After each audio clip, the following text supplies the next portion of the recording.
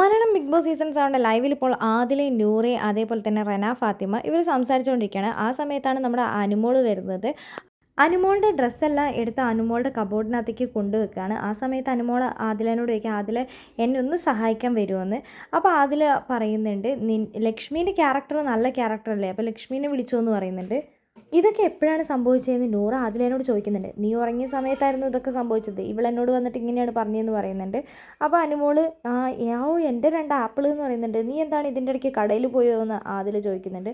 ആ സമയത്ത് അനുമോള് പറയുന്നുണ്ട്, ഇതെനിക്ക് ആദ്യം വന്നപ്പോൾ കിട്ടിയ ആപ്പിളാണ്, 2 ആപ്പിൾ, ഒരു ഓറഞ്ച് ഒക്കെ എൻ്റെ അടുത്തുണ്ടെന്ന് പറഞ്ഞ് അനുമോൾ ഒറ്റയ്ക്ക് തന്നെ ഡ്രസ്സെല്ലാം എടുത്ത് വെക്കുകയാണ്. സഹായിക്കാനൊന്നും ആരും വന്നിട്ടില്ല. ഇന്നു മുതൽ ആദിലയും നൂറയും വേറെ ഗെയിം പ്ലാനാണ്. അനുമോളെ കൂട്ടുപിടിക്കുകയില്ല. അനുമോള് ഇനി ഒരു കാര്യത്തിനും ഫ്രണ്ട്ഷിപ്പൊന്നും നമ്മുടെ ഇടയിൽ ഉണ്ടാവാൻ പാടില്ല. എല്ലാവരോടും നമ്മൾ സംസാരിക്കണം. പക്ഷേ ഇനി ആരോടും അധികം അറ്റാച്ച്മെൻറ്റ് വേണ്ട എന്നാണ് ആദില നൂറേനെ ഉപദേശിച്ച് വെച്ചിരിക്കുന്നത്.